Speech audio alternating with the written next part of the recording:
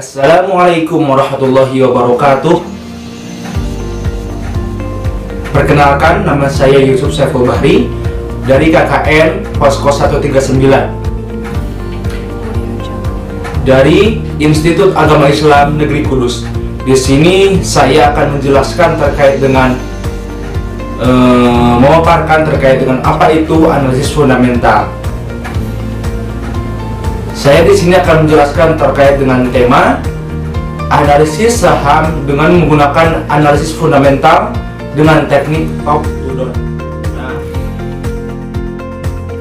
Namun sebelum masuk ke analisis fundamental dengan menggunakan teknik top to down, kita akan menjelaskan terlebih dahulu apa sih itu analisis fundamental.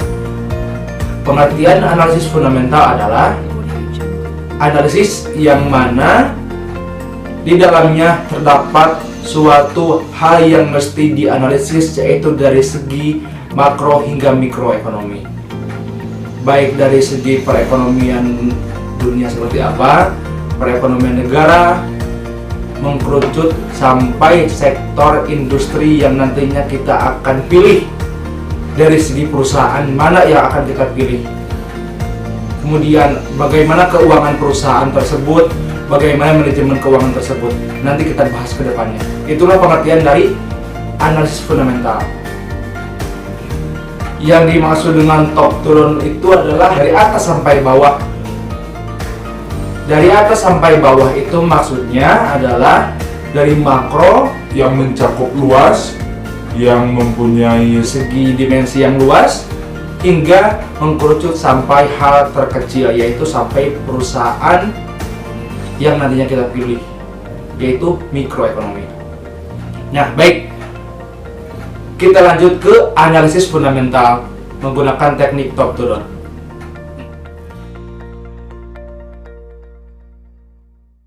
kita tinjau terlebih dahulu Keadaan ekonomi dunia.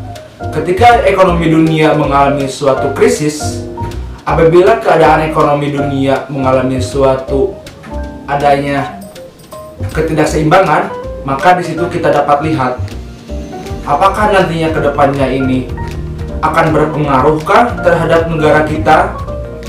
Karena kita contohnya di negara Indonesia, ketika ekonomi dunia ini mengalami suatu goncangan, apakah berdampak terhadap negara kita? Karena ketika suatu dunia, perekonomian dunia ini mengalami suatu krisis, maka ketika negara kita pun terdampak, maka kita tengok terlebih dahulu apa yang terdampak di sini.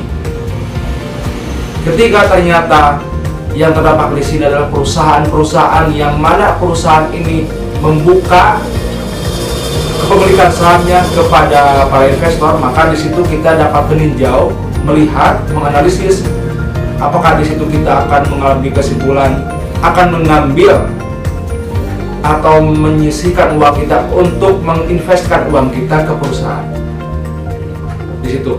Nah, kemudian ketika ekonomi dunia ini mengalami suatu goncangan, maka di situ kita lihat terlebih dahulu. Namun apabila ekonomi dunia ternyata aman-aman saja, maka kita bisa mengambil kesimpulan bahwa nantinya kita akan mengambil suatu perusahaan, memasukkan uang kita ke sana, ke perusahaan-perusahaan yang nantinya akan kita pilih. Masih analisis makro tapi sedikit mengkerucut. Kita masuk ke ekonomi negara kita, ditinjau dari segi inflasi. Ketika inflasi di suatu negara ini mengalami kenaikan yang cukup tinggi, kita lihat terlebih dahulu. Inflasi itu apa? Inflasi adalah suatu kenaikan harga barang secara keseluruhan dan terus-menerus dan berbarengan.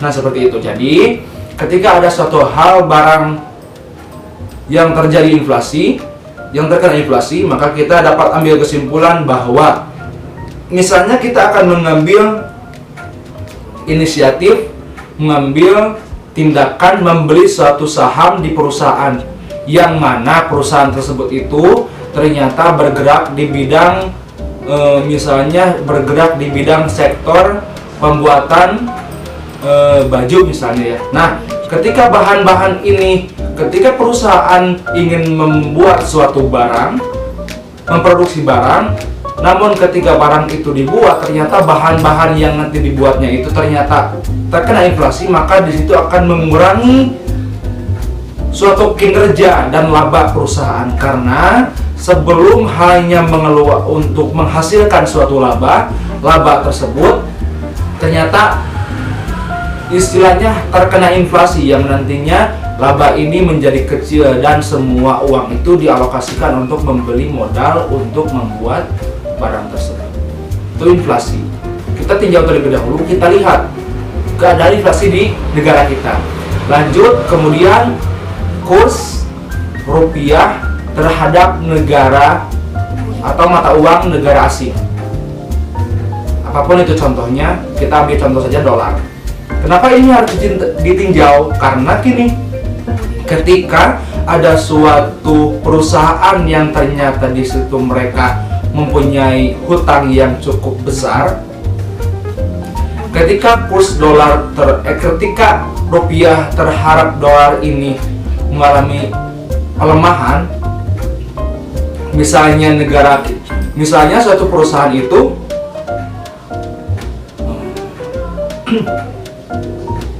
kurs rupiah terhadap dolar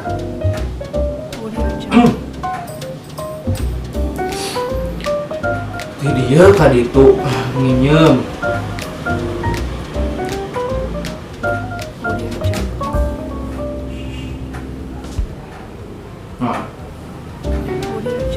nah kita tinjau terlebih dahulu, ada yang namanya kurs dari dolar. Kita tinjau dari kurs rupiah terhadap mata uang asing. Misalnya ada suatu perusahaan yang mana perusahaan tersebut meminjamkan uang, yang mana perusahaan tersebut. Nah, kemudian kita lanjut ke analisis dari segi kurs rupiah terhadap mata uang asing. Contohnya misalkan ada suatu perusahaan yang mana mereka itu meminjam uang ke negara lain, misalnya rupiah terhadap dolar. Ketika rupiah misalkan di harga 4.000, misalkan ada $1 harganya itu ialah 14.000 per dolar. $1 itu 14.000. Kemudian ada suatu perusahaan meminjam uang berkisar $10 misalkan. Memang kecil, tapi ini contohnya ya istilahnya hanya ingin mengurangi kompleksitas saja. Contohnya seperti itu.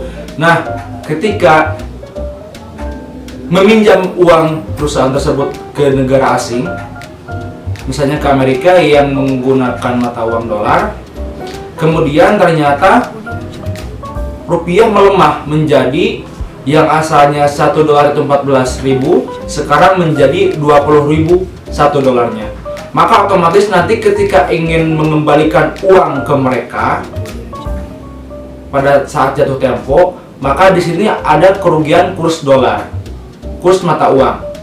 Kenapa ada kerugian? Karena sebelumnya 14.000 ketika meminjam, kemudian ketika mengembalikan menjadi naik, otomatis nanti $1-nya 20.000 dikali $10.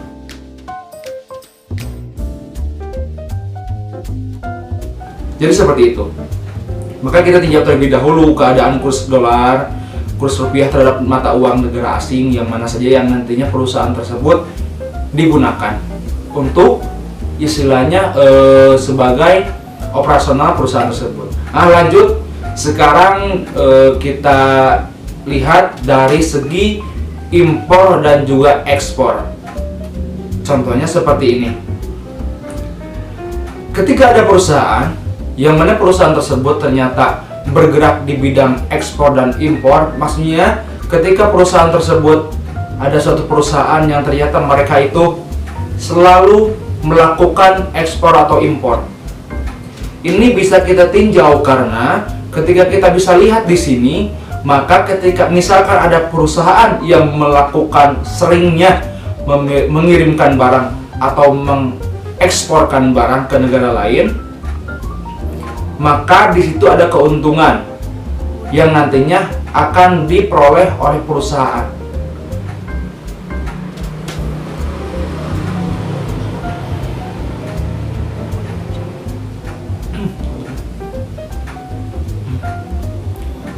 Nah, itu dari segi makro. Nah, yang barusan itu adalah dari segi makroekonomi. Ditinjau dari segi makroekonomi. Kita sekarang mengkerucut ke sektor mikro. Yaitu kita lihat dari segi sektor industri yang nantinya kita akan alokasikan uang kita. Di manakah uang kita itu akan kita alokasikan? Jadi di Bursa Efek Indonesia ini terdapat 9 sektor perusahaan, yang mana di situ ada perusahaan yang lebih dari 600 perusahaan yang telah mendaftarkan perusahaannya, men-share sebagian ke para investor yang baik itu yang retail ataupun yang institusi. Nah, sekarang kita tinjau dari sektor industri.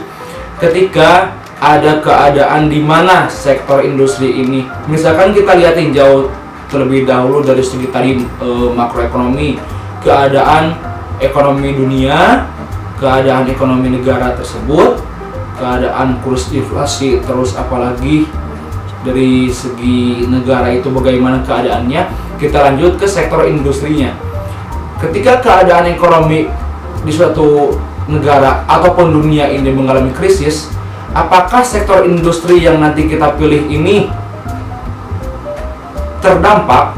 Maka kita bisa lihat ketika terdampak, maka otomatis kita bisa mengambil kesimpulan apakah kita ingin memasukkan uang kita ketika menunggu stabil terlebih dahulu, apakah kita masukkan saja uang kita atau investasikan saja uang kita di sektor itu meskipun keadaannya sedang krisis atau terkena dampak dari krisis ekonomi, baik itu dunia dan juga negara tersebut. Nah, kemudian ketika kita lihat sektor industri yang 9 tadi, kita lihat tinjau mana yang terdampak, mana yang tidak. Lalu lanjut ke perusahaan yang nantinya kita pilih. Nah, seperti itu. Kita pilih perusahaan tersebut yang dari 9 sektor itu kita pilih. Kemudian misalkan dari 9 sektor kita pilih sektor pertambangan misalkan. Nah, pertambangan di sini pun banyak perusahaan-perusahaan yang bergerak di bidang pertambangan. Nah, kita pilih di situ satu perusahaan atau berapa perusahaan yang nantinya berkumpul menjadi portofolio saham. Nah, kemudian kita tinjau, lihat dari segi mikroekonomi, yaitu ditinjau dari segi keuangan perusahaan tersebut bagaimana, kemudian manajemen perusahaan tersebut bagaimana, terus track and recordnya seperti apa gitu kan ke belakangnya, 5 tahun ke belakang itu keuangannya seperti apa. Kemudian kita lihat dari segi rasio-rasio fundamentalnya itu seperti PBV, DER, dan juga yang lainnya. Nah, itu ketika perusahaan yang nanti kita pilih ternyata bagus dari segi fundamental, yang mana kita tinggal dari segi keuangannya stabil, kemudian dari segi manajemennya cukup dipercaya atau dapat dipercaya, kemudian dari segi fundamental yang mana tadi ada rasio-rasio seperti PBV, DER, PER, dan juga yang lainnya itu ternyata stabil, bagus, maka kita otomatis bisa membelinya. Tapi itu bisa istilahnya tergantung dari para investor tersendiri, seperti itu. Maka dapat ambil kesimpulan bahwa semuanya yang telah saya sampaikan tadi, yang telah saya sampaikan itu kita tinjau terlebih dahulu dari segi ekonomi dunia, lanjut ke ekonomi negara, dari segi inflasi, dari segi kurs rupiah terhadap dolar misalkan contohnya, kemudian dari segi sektor industrinya, lanjut lagi ke sektor perusahaannya, sektor industri, kemudian kita lanjut ke perusahaan seperti apa, keuangannya, manajemennya, dan apapun itu, maka kita dapat ambil kesimpulan bahwa ketika keadaannya itu baik, maka kita dapat mengalokasikan uang kita.